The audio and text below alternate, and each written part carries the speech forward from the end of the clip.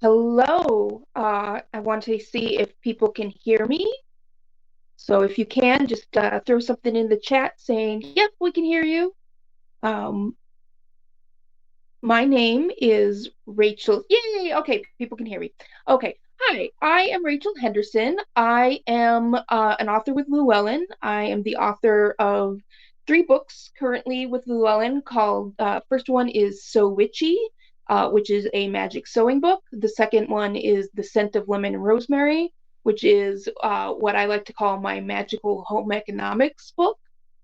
My third one, which is the one that came out recently in December, is called The Natural Home Wheel of the Year, which is about um, the various Sabbats in the Wheel of the Year. And I have a fourth one coming out at this upcoming December called The Witch's Wardrobe, which is about making a witchy wardrobe for yourself. Um, I'm here today to talk about magical home protection. That's kind of a passion of mine, seeing how the home, I'm all about domestic magic, about turning your place into the place that you live into a safe, comforting um, place to rest. I think after the pandemic, we had um, a lot of people not feeling comfortable either outside or inside their homes, and I'm really passionate about making your homes a place that you can feel comfortable. And part of that is protecting your home and protecting it magically in the same way that you take mundane means to make sure that your home is protected. You can do so magically. Um, so, magically speaking, there are magical home protection falls into three categories. You have either your boundaries, your repelling, or your trapping. And we're going to get into all three of those uh, as we go along today. And I'm going to speak for about 20 minutes and then I'll open up to questions and try to answer as many questions as I can. So, if you have questions about this, hold them to the end. Um, so, we need to talk about when we talk about magical home protection, first we got to talk about what it can and can't do. Magical home protection is not about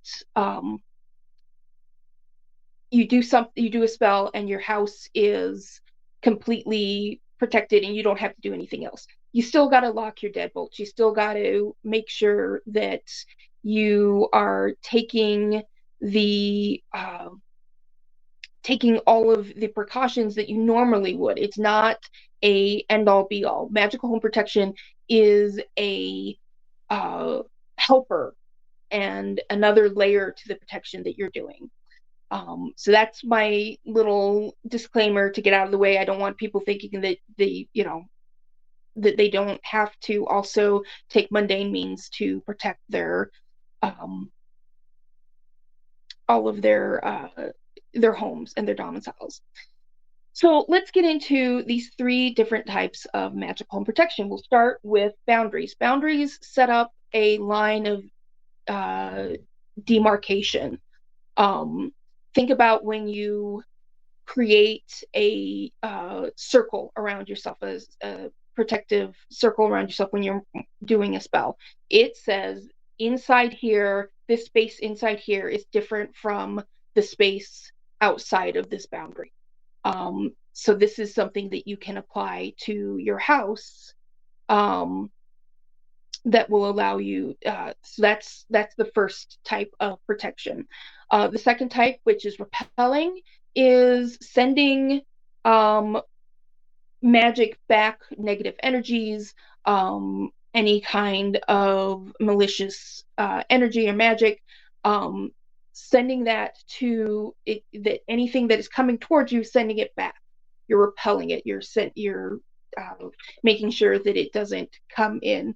Um, and then trapping magic is just how it sounds. It's trapping that malicious energy, trapping that uh, negative energy, malicious magic, all of that, and keeping it from coming in, entering into the house. So there is a magical home protection is probably one of the first uh, real types of magic that humans um, performed. We have seen from very ancient times that you had um, in ancient Egypt and in ancient Babylon and all of these, that you would have people would call on their gods, or they call on spirits to come and protect their homes. You see this in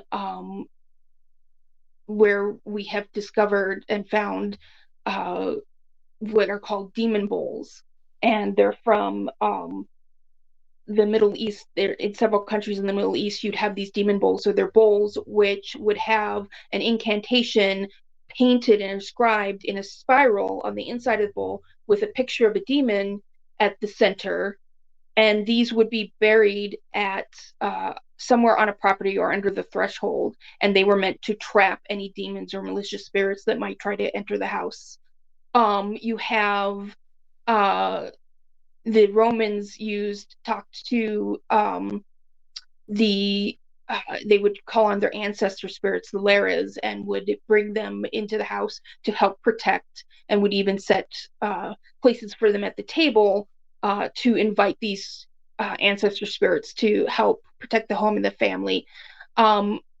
You have grotesqueries, which we now see that the ancient Romans and Greeks would use, that would be these grotesque faces that would be carved or painted or hung on doors and on walls to scare away any of these any malicious spirits or evil spirits.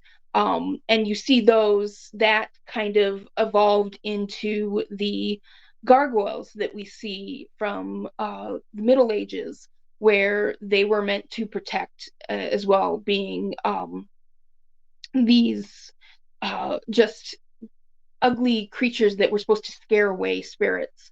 All the way up to, we have in the 16th and 17th centuries, and even into the 18th centuries, you would find boots and shoes that would get put into walls and chimneys in England and throughout Great Britain, that were meant to repel, mostly meant for witches and witchcraft, similar to witch bottles and witch balls. To then across the Atlantic, you had the Hexen. The Pennsylvania Dutch would have hex painted designs that were protective of nature. So as you see, this is something that we have practiced throughout centuries, and it's it's a practice that we can bring into our modern day to help us with feeling safe in our home. So when we talk about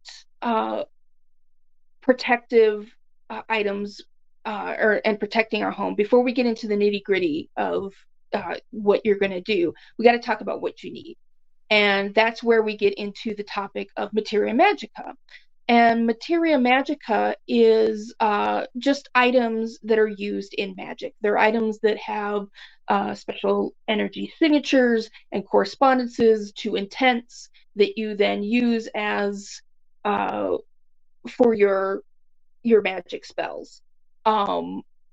So these include herbs and crystals and metals, water, minerals.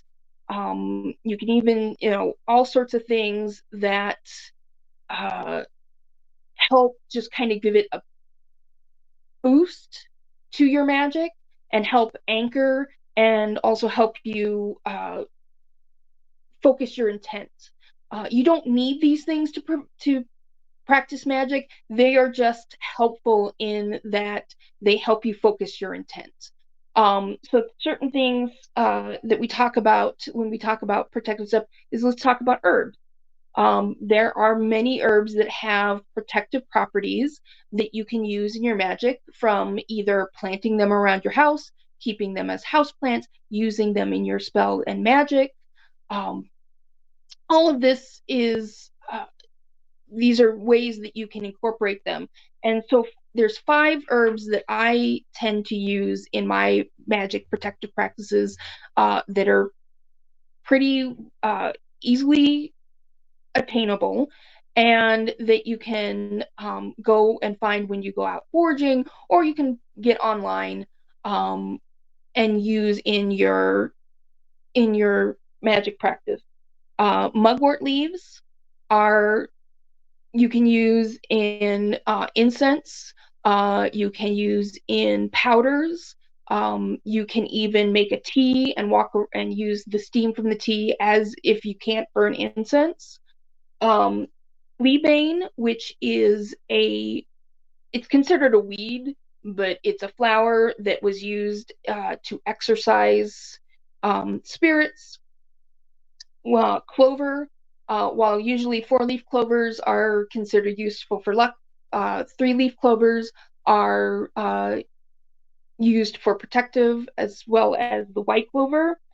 Bay leaves is one that you probably have heard before, in burning a bay leaf to exercise or to use as protective, used in spells for protection.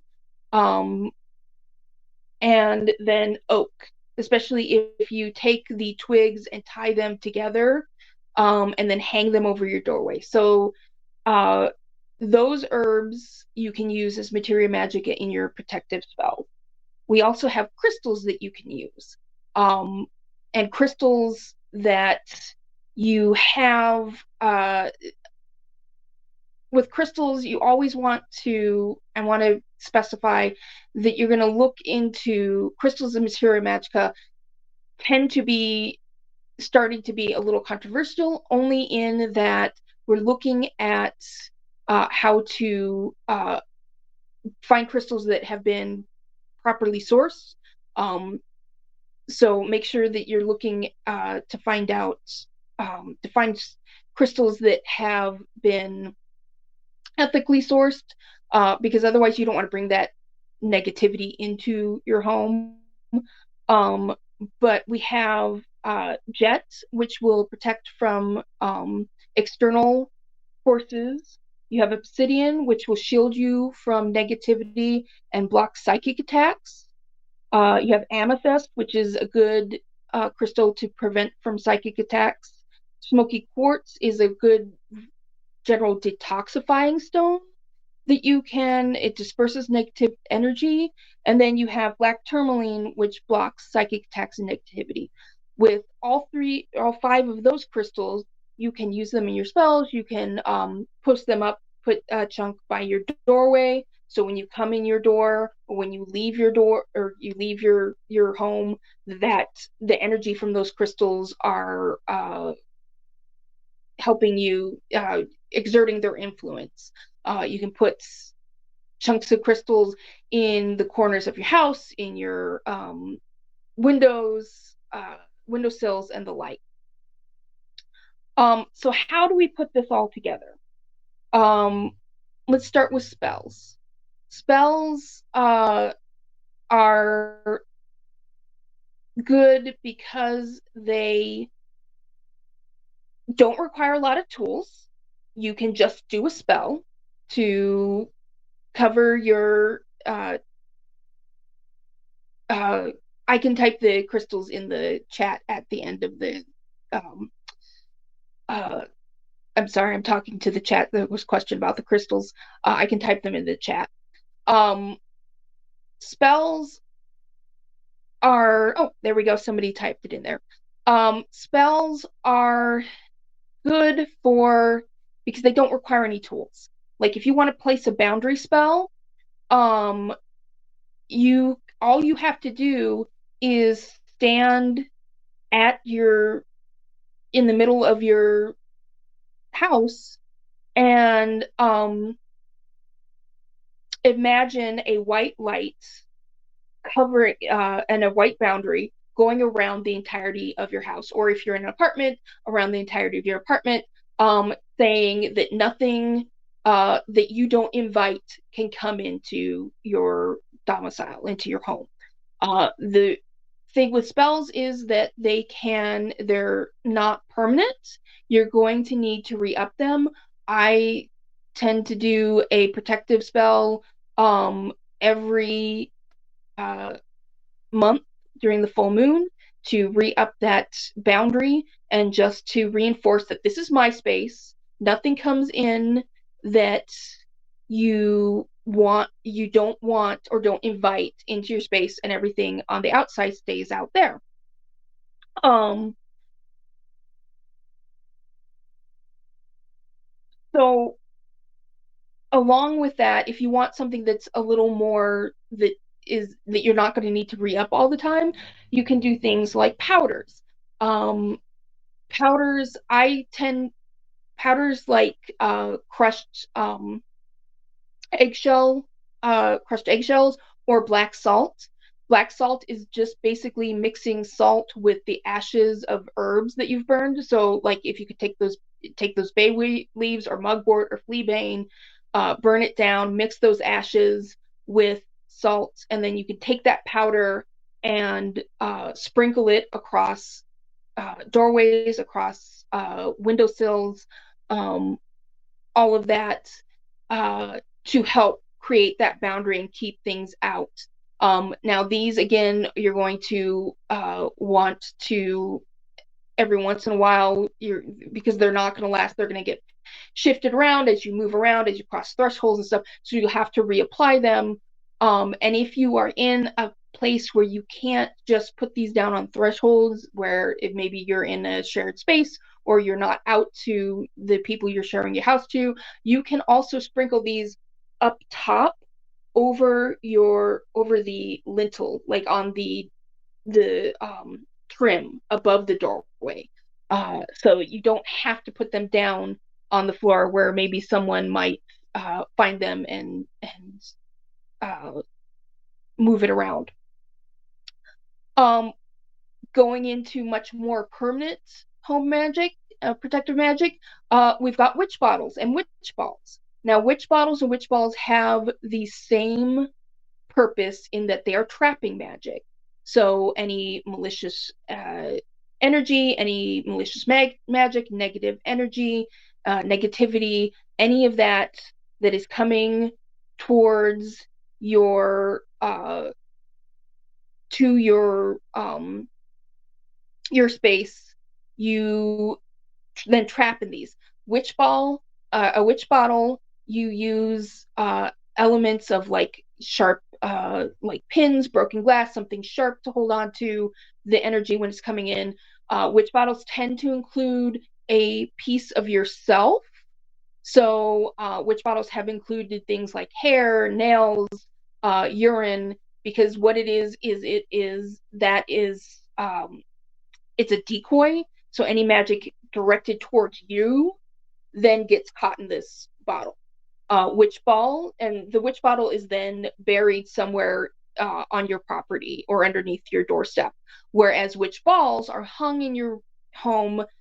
They do not include the personal tag lock, so not the nails, the hair, or anything. It just hangs in your window, in your home someplace, and that's where the negativity is drawn to, and it's trapped. Um, you can also hang talismans, and these are more of the repelling kind of magic, which is things like Hamsa hand, the evil eye, a Nazar, which is the eye, which repels the evil eye, pentagrams or pentacles. Um, those kind of items will then repel. Mirrors are often used where you hang a mirror, especially hung to face your entryway, so it repels or reflects back that negative energy. Um, that way, uh, that's a like the witch bottles and the witch balls, it's a more permanent solution. You still are going to want to keep it dusted, and replace it if it gets broken or if it starts getting discolored. All of these you want to keep an eye on, and just uh, replace them if clean them and replace them if they become broken or need to be or discolored, that sort of thing. Um, all of these are ways that you can use to protect your home. And I see that there's a lot of questions here in the chat. So I'm going to open it up to questions and try to answer as many as I can in the time we have remaining. I so as you're going along, I will answer questions. Just throw them in the chat. And if you asked a question before, just go ahead and throw it back in the chat. It's just I kind of caught them, but I need to be reminded. Also, because a lot of people were asking, this dress is a tarot dress. Yes, because a lot of people were talking about it. It's a tarot dress that was designed by a friend of mine called, her store is called Memento Mora. And it's a very cool dress, and her newest designs have pockets.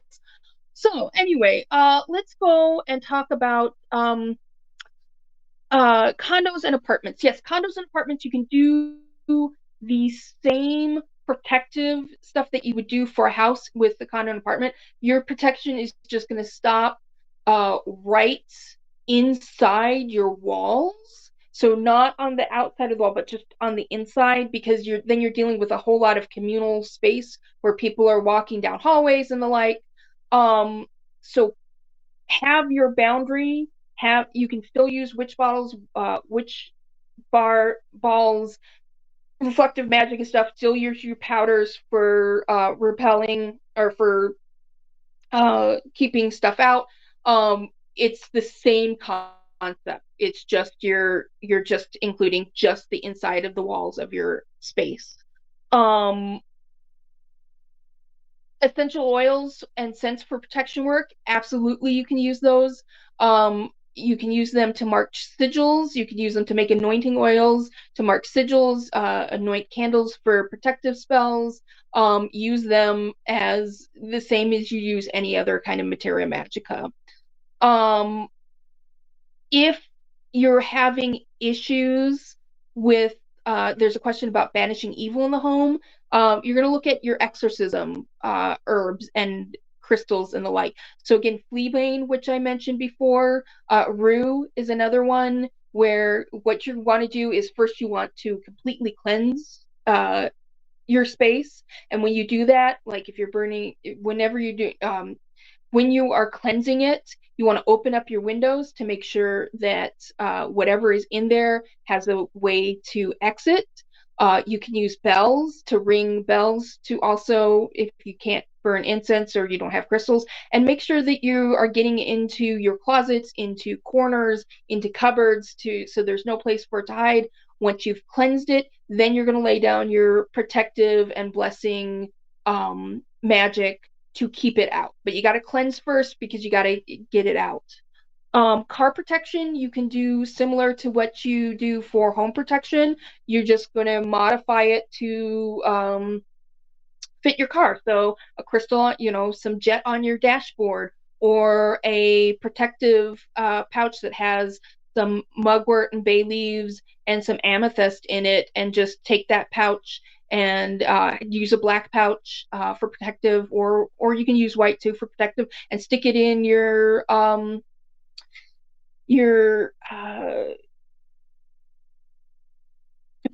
compartment that you put stuff in. I cannot recall the name of it. Words escape me. I'm a writer. Um, uh, if you are having issues, um, let's see. Let's go. I don't have advice for breaking generational curses. That's one of the questions that came up here. That is a little bit outside my expertise. But I think that the first thing you need to do is go and do some divination to look into the source of it, do some shadow work. Stuff like that can be helpful in at least determining where to start. Um, uh, Protection from protection jars. Does it last forever? Um, when you witch bottles, once they're done, they are very much set it and forget it. And once you bury it, witch balls, you're going to have to do the same as with other protective um, spells where you're going to have to watch it. I tend to empty out my witch ball once a year and add new herbs. And especially if you look in there and you see that it's like getting cloudy on the inside or stuff is beginning to mold or something like that, then that's a sign that it has taken in a whole lot of negative energy, negative malicious magic, and it needs to be emptied out and cleaned out and cleansed. Um, so I tend to, for witch balls, that's a yearly thing. The talismans they get cleaned monthly. So it's just a matter of just keeping an eye on what you have in your house as your protective, and um, just being aware of, are there any changes? Has the mirror gotten cloudy? Has did your protective talisman fall down and get chipped? Stuff like that. It's just a matter of being conscious and watching it. Um, how do you include pets in your home protection? That is a really good question. You want to first off make sure that whatever incense you're burning is not going to cause issue with your pets. This is certain herbs when burned will can cause respiratory issues with pets. So make sure you check that out first before you do anything like that.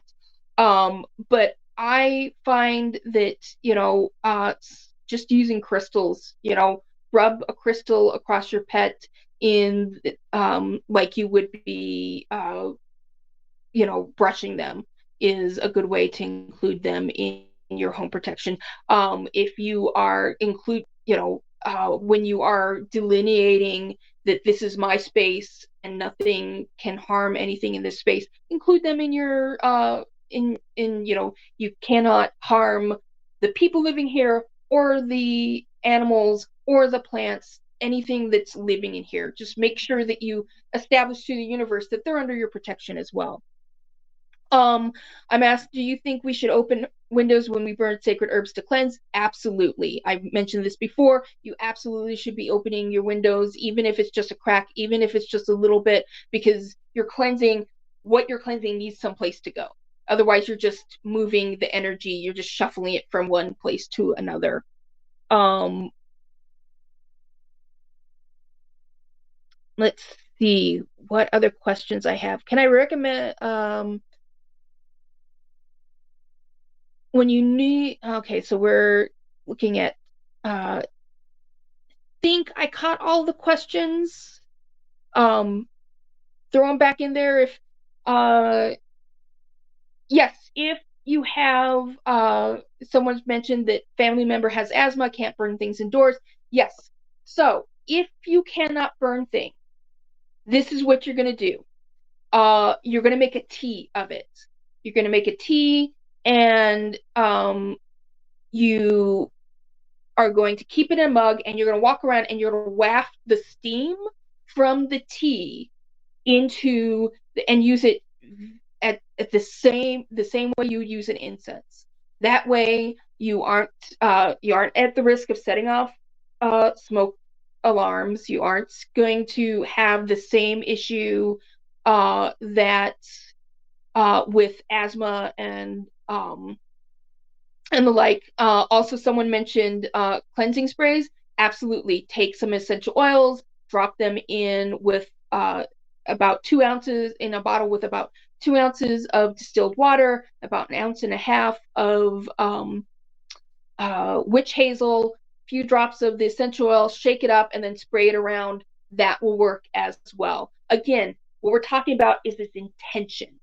So these are all just boosts to your intention. Protecting mirrors and internet connections is one question someone asked. go ahead and when you are for mirrors, and also you can do this with windows, uh, trace a pentagram on them.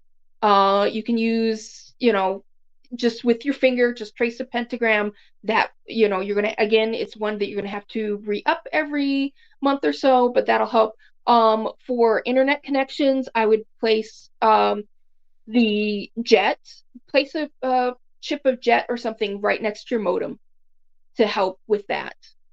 Um, again, for protections about Wi-Fi computers, protections around Wi-Fi computers and electronic yuck. Yeah, go ahead, put some jet right there. Make yourself a protective bundle of herbs and the like.